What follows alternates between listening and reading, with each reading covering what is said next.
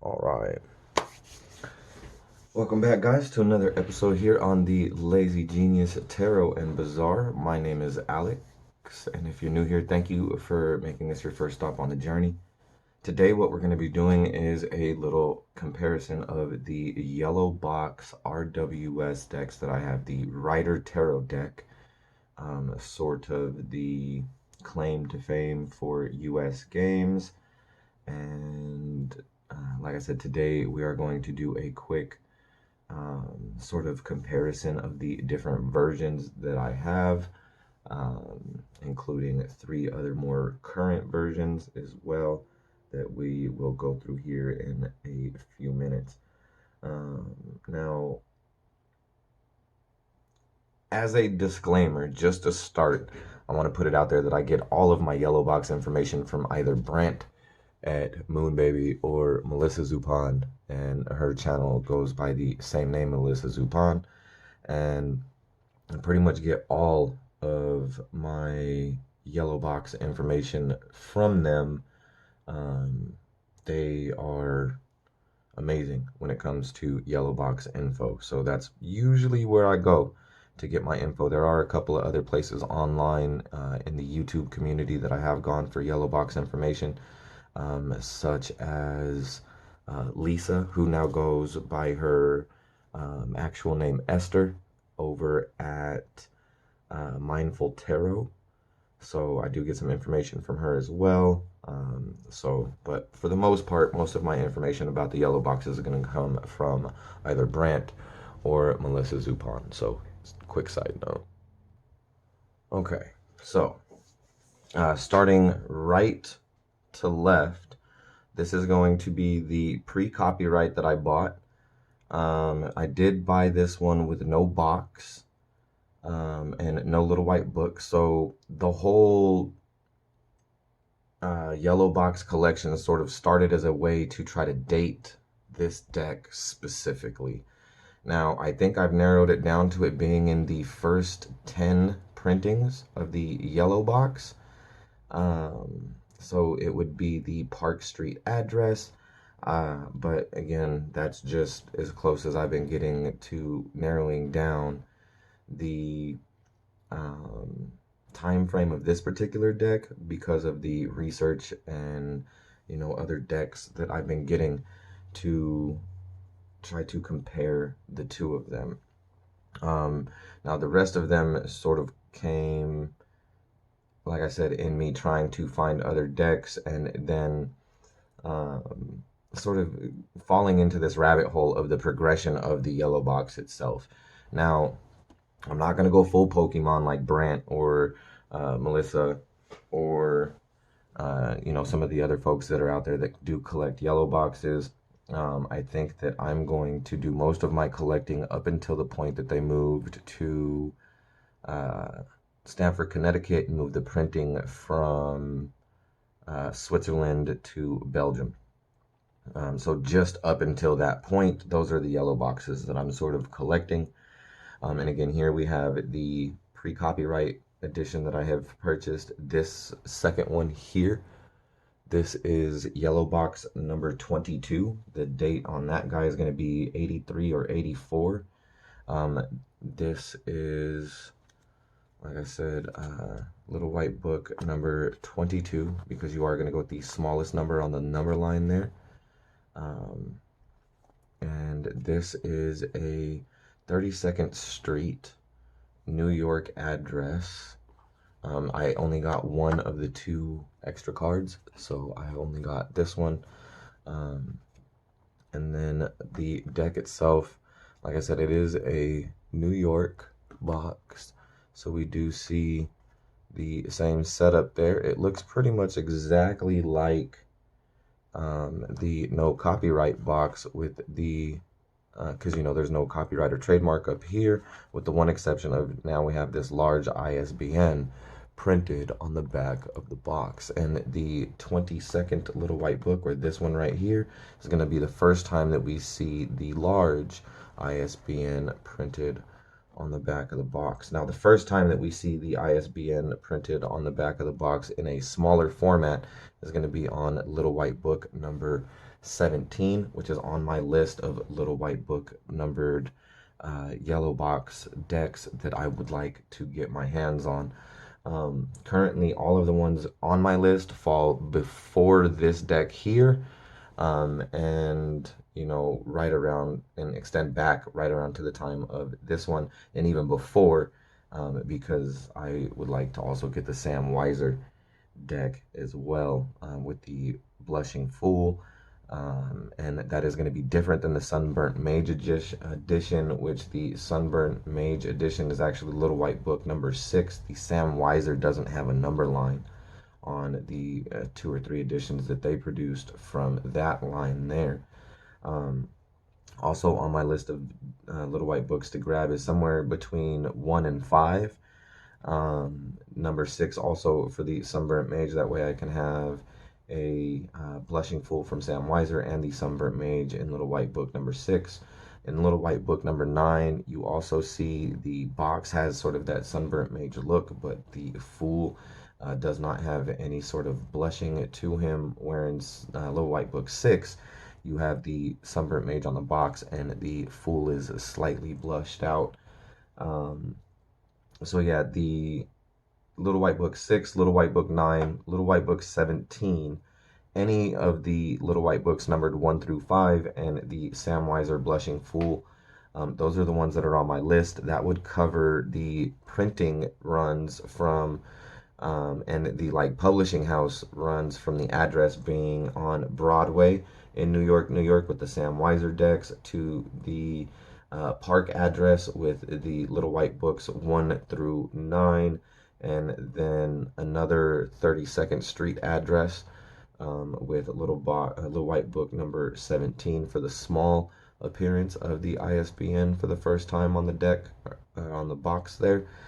So those are the ones that I'm looking at getting to sort of complete this particular collection prior to the appearance of Little White Book number 22. Now the next one in my particular collection here is Little White Book number 35. This is going to be like 1990, 1991. This is going to be the first one that we're going to see with the Stamford, Connecticut address. No, second. This is the second generation box with the Stamford, Connecticut address. The printing is still in Switzerland at this point, though. You see we have Little White Book number 35. And then this one I do have both of the extra cards there. And again, this one is 1990, 1991, somewhere in there. And we see that we have officially moved to Connecticut, right? But we are also still being printed in Switzerland. So even though we've moved away from the New York addresses at this point, we are still seeing the printing coming from Switzerland with Little White Book number 35. Now, another thing to note about this particular deck is this is more than likely still backstock from the 32nd Street address. You can tell with the cards there that there's a slight difference in printing. The colors seem a tad bit more saturated now that they've moved over to Stamford from 32nd Street in New York. This is also the first time that we see on the on the yellow box itself that the Rider-Waite Tarot Deck is being listed as the title there, where previously it was just the New York address like that, set up like that right there. So here's the first time we see it actually being called or referred to as the Rider-Waite Tarot Deck, is right here with Little White Book number 35. And again, this is also still going to be backstock of cards from the 32nd Street address in New York there. The next one on the list is going to be Little White Book number 45. And again, I have both of the extra cards for this one. And this one is going to be right around 5 printings before we actually see the printing move from Switzerland out to Belgium. The differences between this one and the 35 aren't too heavy, like they aren't too noticeable. Even the colors that are used seem to be almost the same shades, as we will see here in a few moments when we start going through the cards there. Um, and then this one, the final one in the sort of vintage collection here is the Little White Book number 45 is also from 1997. And then, so again, the 35 is from like 90, 91, and then the 45 is from 97. And then here with Little White Book number 50, which is this guy right here. After having a conversation with Melissa, and I have both of the extra cards for that one, but after having a conversation with Melissa Zupan, I came to realize that this particular Little White Book number 50, this particular version of the deck, while I had the price sticker on the back there stuck on the front of the box, for some of the Little White Book 50s, we have a sticker for the US Games website on the front of the box. Um, Now, this one does not have the sticker for the US Games website, so we've managed to narrow this one down to a 1998 printing of this deck because the website started, and so did the stickers for the website on the Little White Book number 50 in 1999, when they had officially moved the printing to Belgium and um, opened up the website there. So this is going to be that 1998 printing, and more than likely the last edition of the yellow box to come out of Switzerland.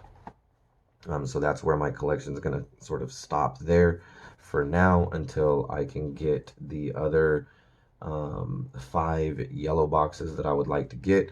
Again, the other 5 that I'm looking for currently are all before Little White Book number 22. So just before this one, it would have been Little White Book number 17 that I would like to get for the first time that we see the appearance of the small ISBN on the box. Before that, it would have been Little White Book number 9, which has the box of the Sunburnt Magician, but the Fool card has the normal skin tone. Before that, we have the Little White Book number 6, which is most commonly referred to as the Sunburnt Magician box. And inside that one, you are going to have a Fool with a slight bit of blush to him. And then before that, I would like to get any one of the Little White Books between 1 and 5. And then prior to that, at the earliest there, I would like to get a Sam Weiser Blushing Fool. I do know that there is a Sam Weiser deck with no Blushing Fool as well, but I would like to get the Sam Weiser Blushing Fool sort of at the start of the collection there. So that would total me out to 10 total yellow box decks in the total overall collection there. As far as the ones that I'm actually collecting, well, 9, because once I get the Little White Book number 1 through 5 or Little White Book number 9, that'll probably end up replacing this in the collection, and then I will be able to sort of use this one as like a go-to usable pre-copyright, again, because this one doesn't have the Little White Book there. Or the box, in fact. So I would like to be able to use it rather than just keep it in the collection, which is why I would like to get either Little White Books number 9 or something in 1 through 5 so that I can compare it to them and see where this one might possibly stand in the lineup there. So I would have sort of a usable pre-copyright with 9 other vintage decks in the timeline collection there for everything before printing was moved to Belgium, which actually also would encompass 4 different printing house addresses, 3 in New York and then the Stamford, Connecticut. So the Sam Weiser would be from Broadway, the pre-copyrights would be from Park, and then the initial copyrights, but still very vintage decks there would be the 32nd Street, and then from 32nd Street we moved to Stamford. Now the Sam Weiser decks were printed by somebody different. I would almost be moved to say that they were printed by the same folks that later on became A.G. Mueller, I would like to say, or AGM decks. But I could be wrong about that. You know, I could be wrong about a lot of this stuff. I'm just kind of going off of the information that I have been learning as I've been sort of venturing through the collection of getting these new yellow boxes here, and sort of, you know, learning what I can about the progression of the yellow box deck, and sort of diving down this rabbit hole that I have found myself in recently. So as you can see, I was getting rid of the little white books for a second. I'm going to go ahead and pause and get the little white books back in the boxes, and then we will take a quick look through the cards here just to see sort of how the images compare, how the colors change over time. Um, Now, I do know that because we are only going to flip through the majors, and I know that one of the easiest places to see the differences in color is going to be like the Hermit card. So we will definitely check that out as we go. I think the High Priestess is another one of those cards where we can see some coloration differences pretty strong as well. So, like I said, give me 1 second. Let me pause. Let me get the little white books back in the boxes. And then we will go ahead and flip through the majors of the sort of vintage part of my little white book, or my yellow box, rather, collection by little white book number. All right. So here we go. I'm just going to sort of go down like this, I think.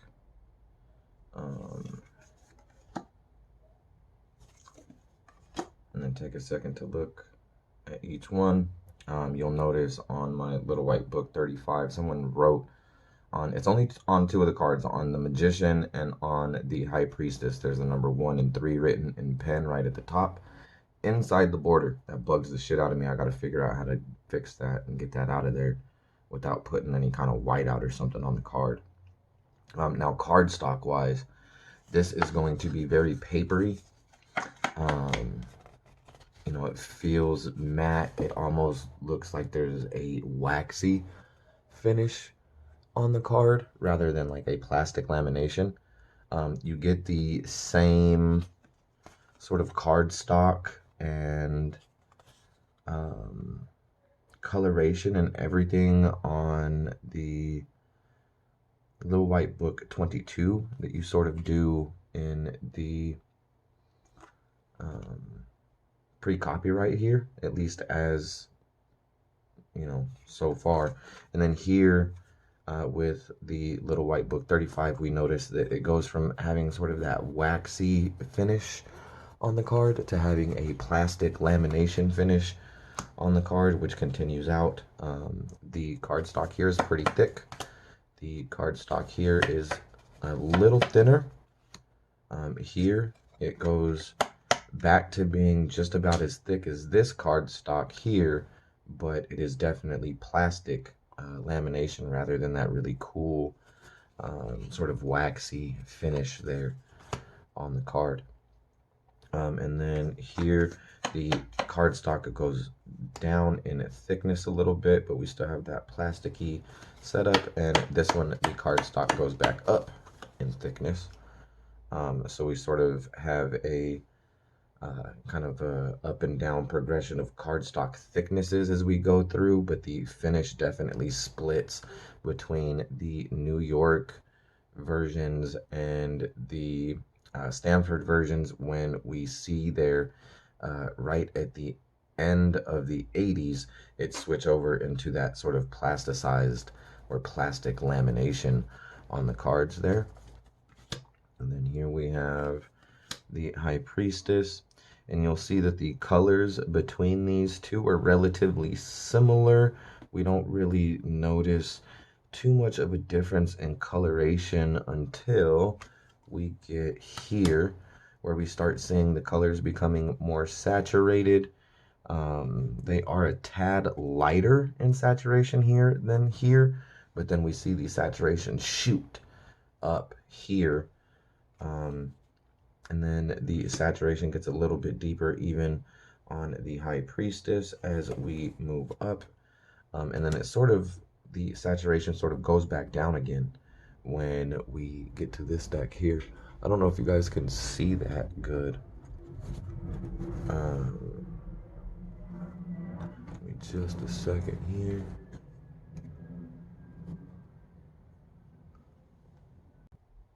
All right, and then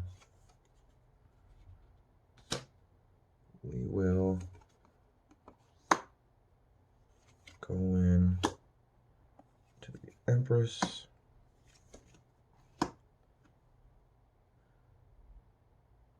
And then see the Empress has that pen mark there again. Magician and the Empress both have it. I need to figure out how to get rid of it. And then here with this card, I don't really see too many differences in coloration, honestly, as I'm going through. The saturation sort of goes up and down a little bit, but I don't really see too many differences in the Empress there.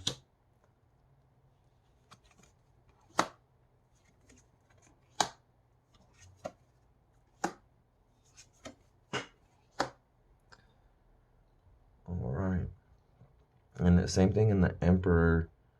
I'm really not noticing too many differences as these ones go through. I don't think we're going to be able to see too much of a difference really until we get probably to the Hermit, because the background on the Hermit I do believe changes over the course of the cards there. Let's see.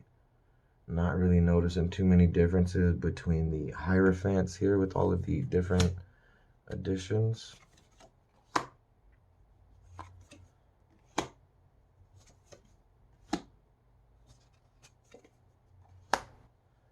And here we have the Lovers.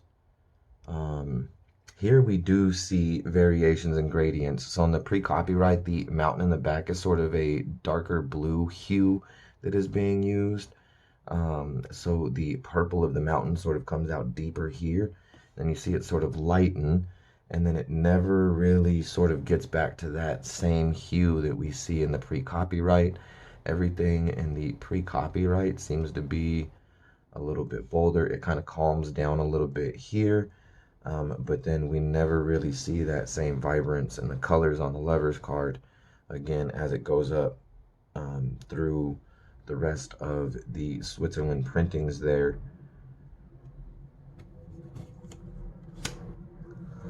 And then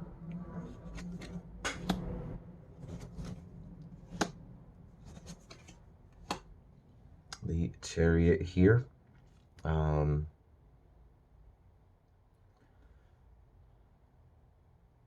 Looks like the colors here probably the clearest. Here the colors dull just a little bit, like the saturation dips and then the saturation kind of goes back up.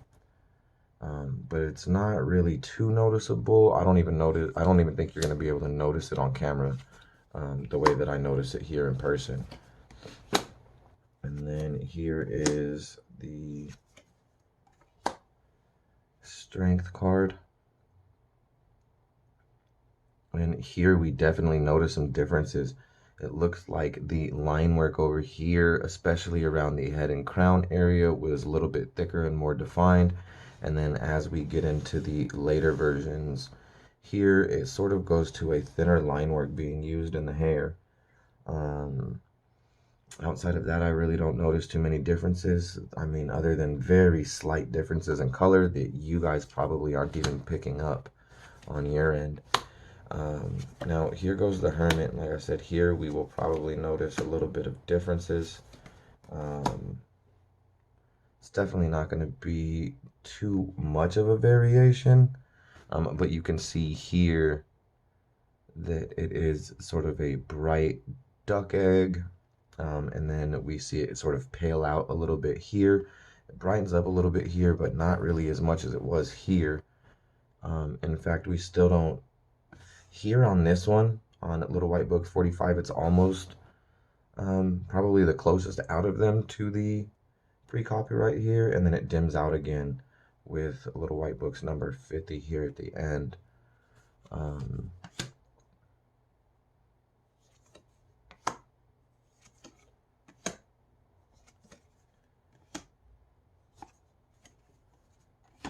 and then here, the Wheel of Fortune. We see the hue of blue in the background sort of change between the pre-copyright and the rest. The rest have that sort of definite sky blue, whereas this one, the tint is possibly with a little bit of extra green in there.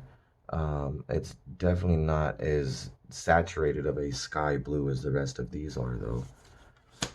And then here we have Justice.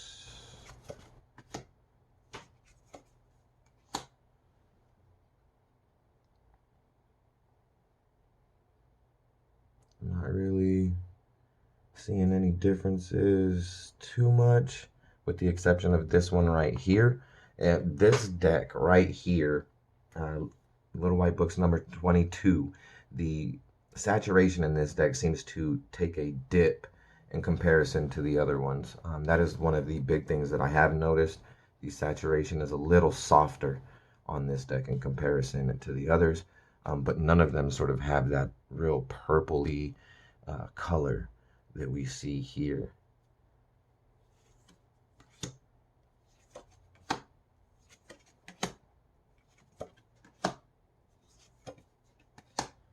Here we have the Hanged Man.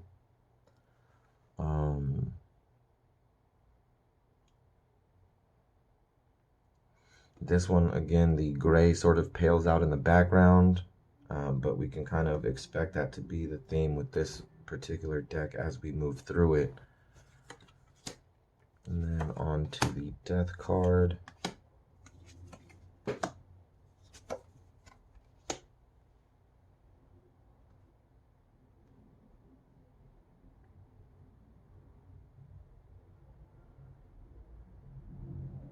Not really too many differences in coloring there, other than the sort of seeming constant of this deck being slightly less saturated than everything else. Here we have Temperance. Again, same thing, not too much of a difference that I'm noticing.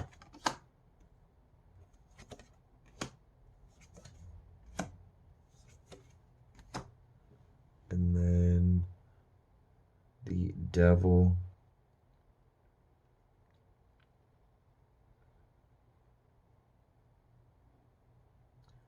Same thing, it looks like a normal saturation here, a lighter saturation, and then a slightly increased saturation with a sort of a dip right here that sort of looks a little closer to the pre-copyright.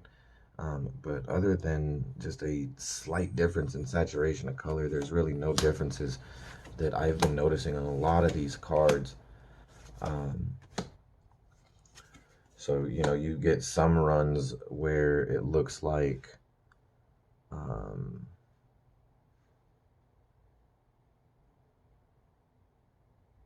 yeah, where it looks like the saturation dips a little bit, but outside of that,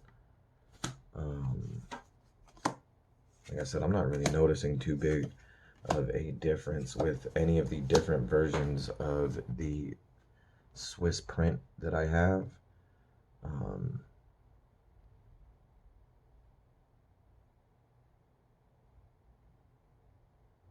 Yeah, again, just a difference in saturation. I'm not really noticing too much of a difference in color itself. Here we see another one of those cards where the hue of the blue in the sky on the pre-copyright is just a slight bit different than the hue that we see in the rest of them, but really nothing major.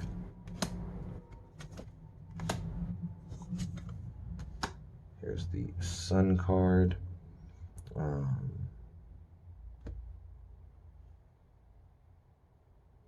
Yeah, same thing. So that's something that I have been noticing As far as the ones with the Swiss printing, genuinely, as far as card images, with the exception of a couple of variances in actual color, um, like saturation on the card, there's really no difference in the card images. A lot of this is going to boil down to preference with pre-copyright or copyright or vintage versus, modern, or, a lot of this is going to boil down to personal preference.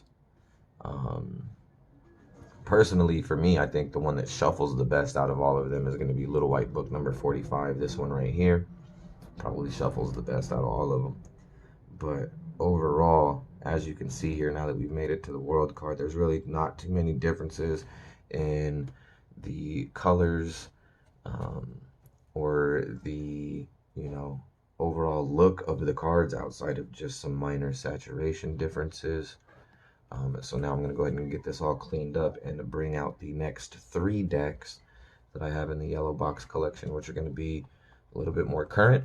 So bear with me for just a few minutes, and when I come back, this will all be cleaned up. All right.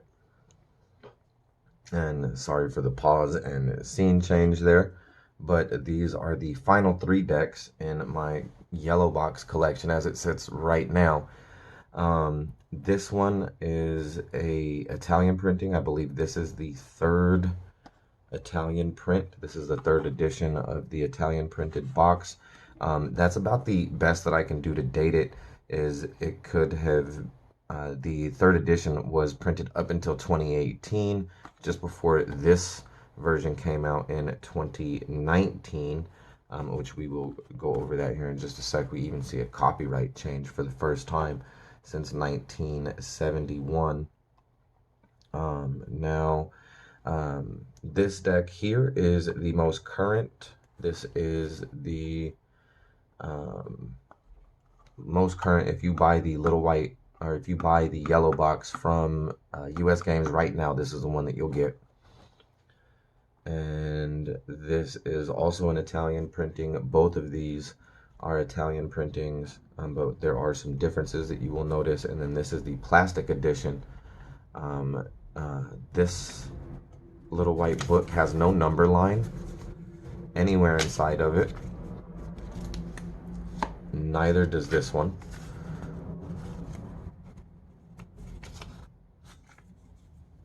And we see that the cards, the extra cards here, have also changed. They've gone from being just a, couple of white cards with the information on them to being sort of ad cards for the Pamela Coleman Smith Untold Story book.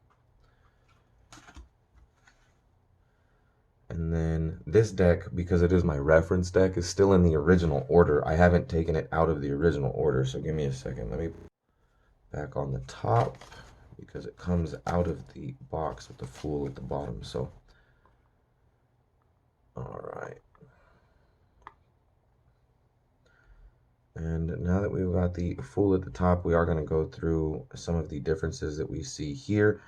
Again, this is going to be the Italian printing for the 3rd edition of the Italian printing. From what I understand, I was trying to get a more accurate dating of it. Then it could have been printed as late as 2018, but I don't really know when the 3rd edition of the Italian printing came into print, so I don't really have a start date on the year. Because I don't have the Little White book, the only extra card that I have is this one.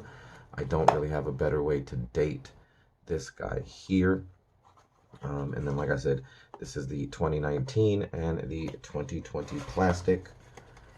So I'm going to go ahead and get the Little White books back in the boxes here.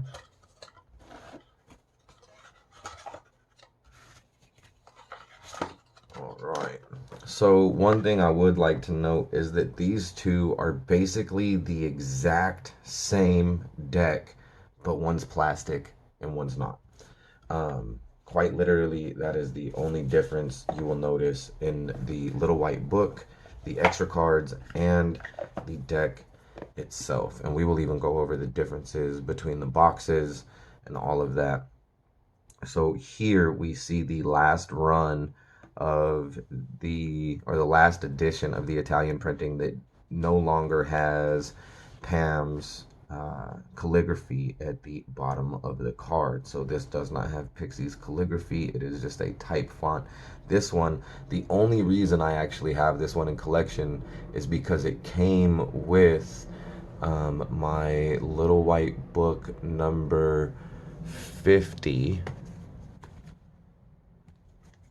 as a sort of package deal, and also came with the 2009 Chinese printing pocket edition of the yellow box, because I didn't have a pocket edition prior.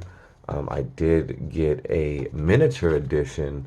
However, this is the 2019 mini, also a Chinese print. I got this one when I got the pre-copyright with no box. So those are the two smaller editions, the one pocket and the one miniature that I have for the yellow box. But this one here sort of came in a package with the number 50 and the pocket, which are the two that I actually wanted.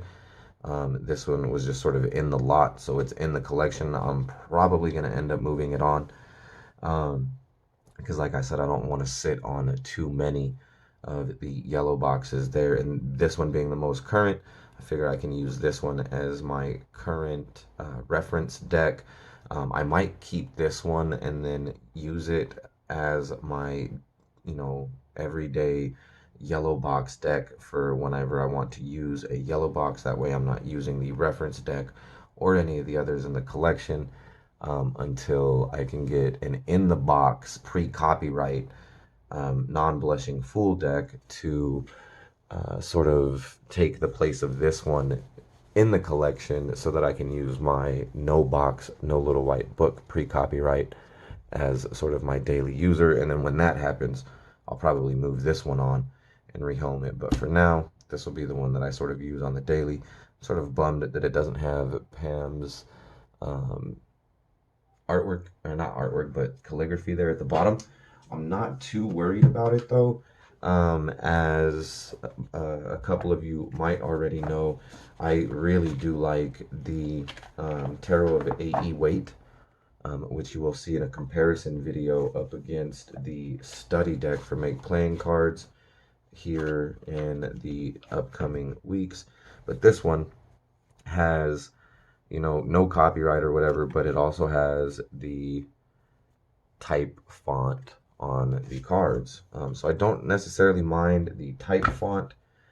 If I had to choose a deck with type font on it, I would choose this one because of the fact that there's no copyright on the cards. But like I said, I will probably use this as my working yellow box until I can start using this as my working yellow box when I have the one in the box to replace it. So that's probably where that's going to fall into the collection, and then we'll move on. In the meantime, this is my reference deck, like I said, and then this is the plastic. I got the plastic one because, well, who doesn't get excited about a plastic deck, right? So here, I'm not really going to go through too many of the cards. Like I said, these two are exactly the same deck, just one's plastic. And the differences that I have seen here is here we have a copyright from 1971, but this one actually says U.S. Game Systems Incorporated instead of just U.S. Games, like we saw on prior copyrights, like the really small ones from the Swiss printed decks. And then here with the 2019, you actually see the addition of the 2019 copyright. So it says copyright 1971 and 2019 U.S. Games. This one has the same copyright. So these are just like the more current, one for current reference, one for having a plastic RWS deck that I can take with me on the go. I like to be outdoors and stuff a lot, so this way I can take one with me that I know won't get ruined, and then it's sort of my daily use. so that I am not using the other yellow boxes from the actual core collection itself.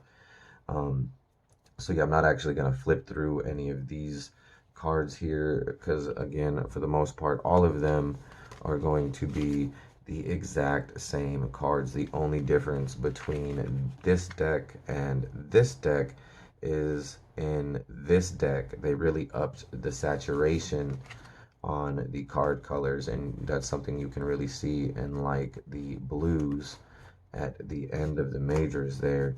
It's very saturated in color, and you see the same thing over here, even more so on the plastic deck than on the normal one.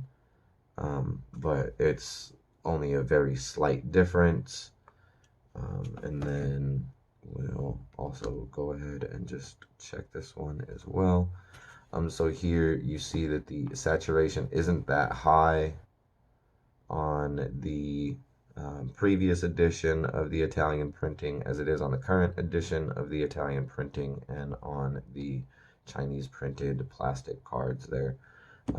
So there are the sort of slight differences in those, and the reason why I have these three decks in the collection. This is for use outdoors, this is for my daily use, and then this is the actual reference deck for the collection itself.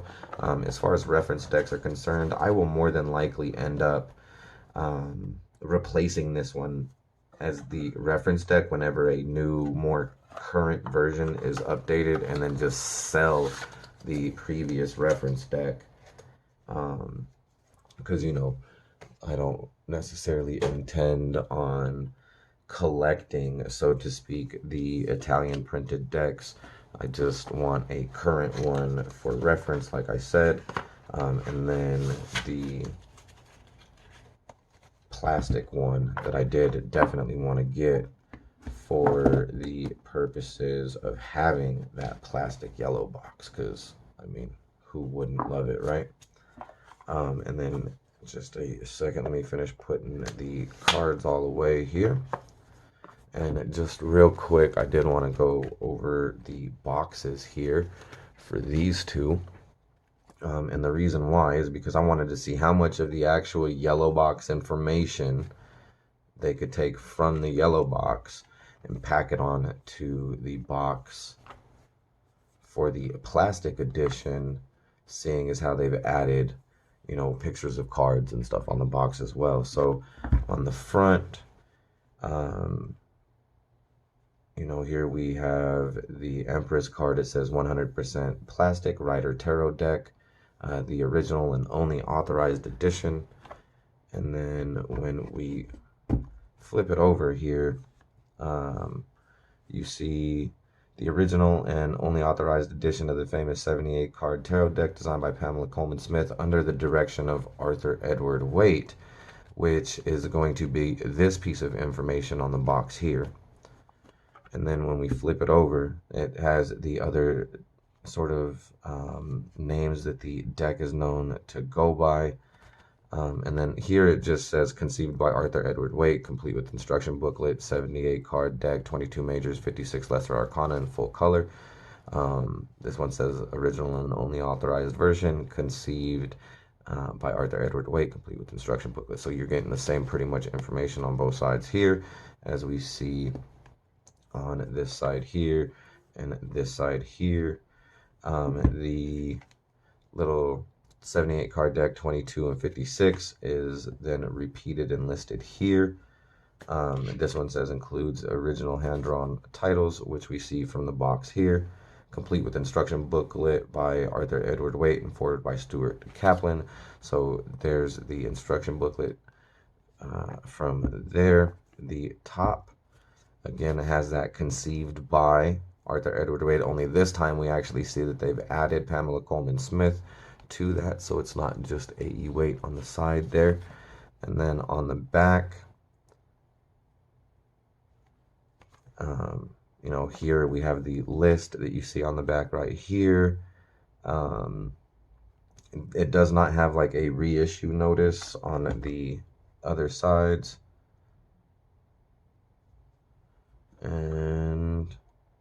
Yeah, so all of the information from the yellow box, like the actual yellow tuck box itself, is in fact present on the new kaleidoscoping um, or telescoping two-part box for the plastic yellow box there. And I really like this one. Even though the saturation on the colors is kind of, you know, out there or whatever, I definitely like that one. And, you know, that is my yellow box collection there. So, sort of in a backwards chronological order, we've got these guys here.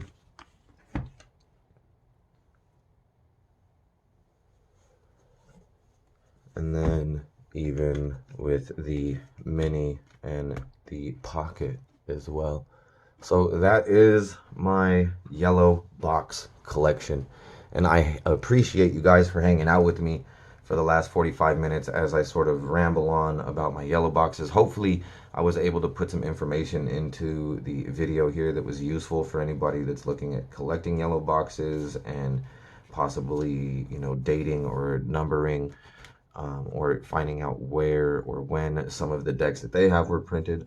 Again, I am still learning. This is still the beginning of the yellow box journey for me.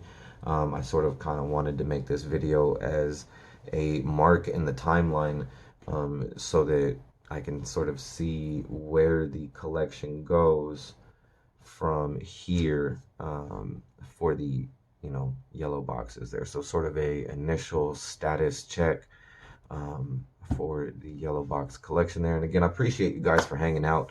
Thank you again for coming back to another edition here on the Lazy Genius Tarot and Bazaar. Again, my name is Alex. Again, if you are new here, thank you very much for making this your first stop on the journey. I hope that you enjoy the content. If you do, hit the subscribe button under the video there. Don't forget to hit the notification bell so you don't miss out when I do my lives on Thursdays for the notifications for that, or anytime I release another video. So again, I do appreciate you guys for coming to hang out with me, and hopefully I will catch you on the next one.